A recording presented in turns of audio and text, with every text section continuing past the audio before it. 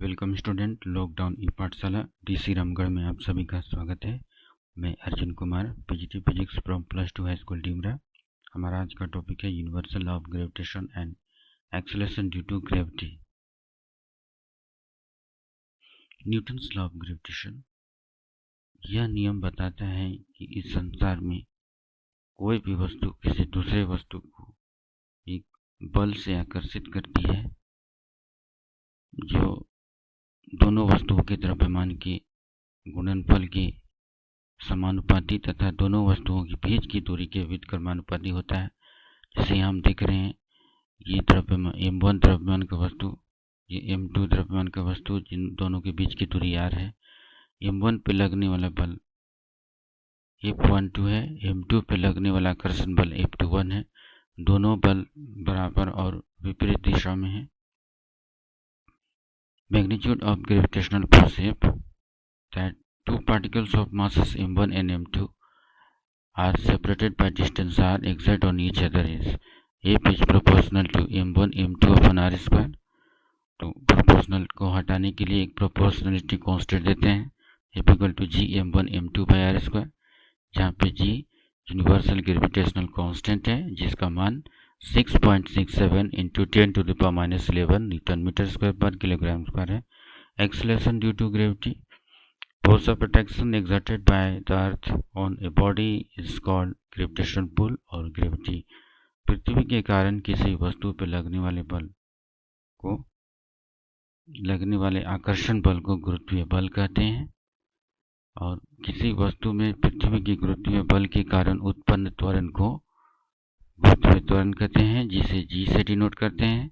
माना किसी वस्तु का द्रव्यमान m है जो पृथ्वी के सतह पर है, तो उसमें लगने वाला जो गुरुत्वाकर्षण बल है F equal to G m upon R square, equation 1, जहाँ पे m पृथ्वी का द्रव्यमान है, r पृथ्वी की त्रिज्या है, m वस्तु का द्रव्यमान है।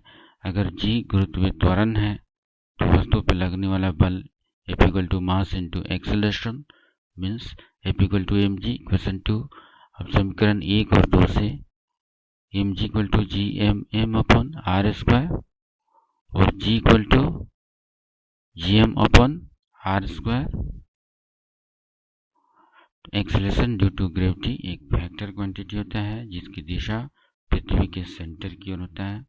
जैसे हम देख रहे हैं, वस्तु जिसका द्रव्यमान m है और इसमें लगने वाला जो बल है mg, वस्तु की त्रिज्या r है।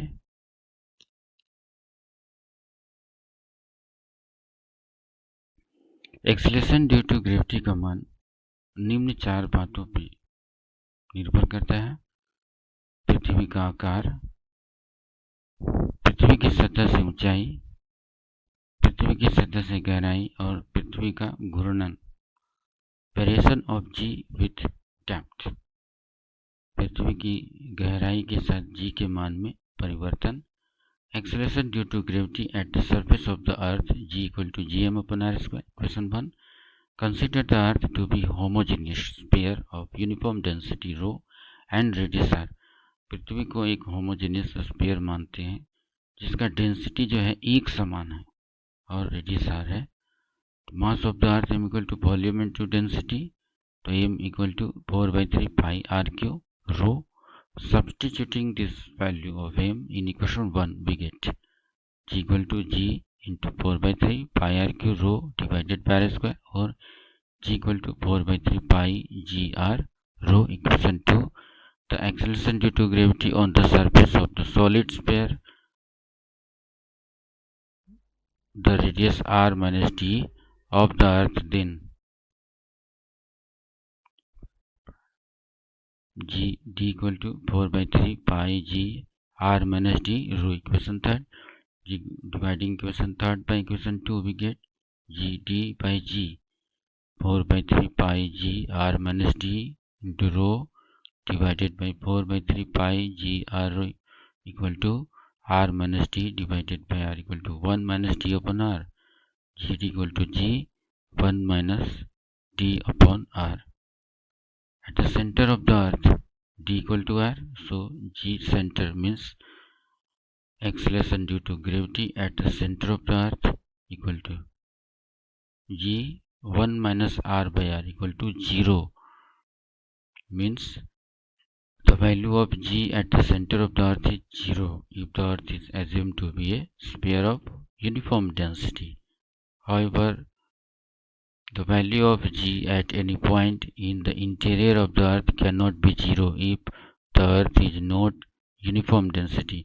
अगर अर्थ का जो है घनत्व अगर एक समान न हो तो पृथ्वी के अंदर जो गुरुत्वीय त्वरण का मान जो है बिल्कुल ही 0 नहीं हो सकता. The weight mg of the body at the center of the earth is 0.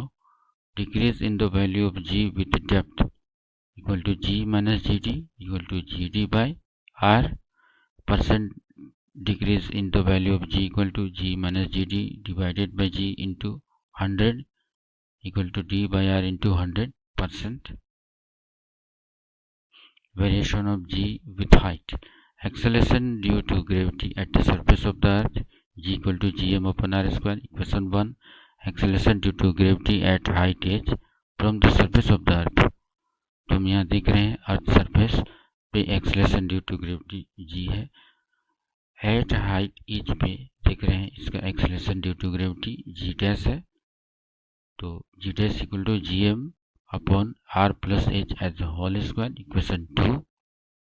तो g dash equal to gm divided by r plus h square. Equation 2.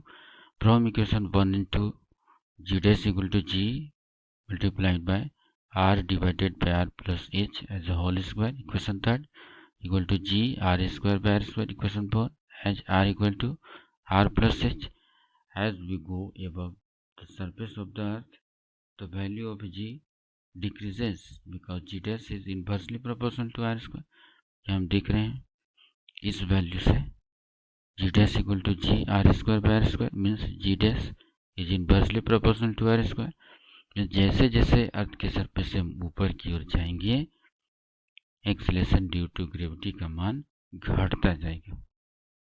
If r equal to infinity then g dash equal to 0. That is at infinite distance from the earth the value of g become 0.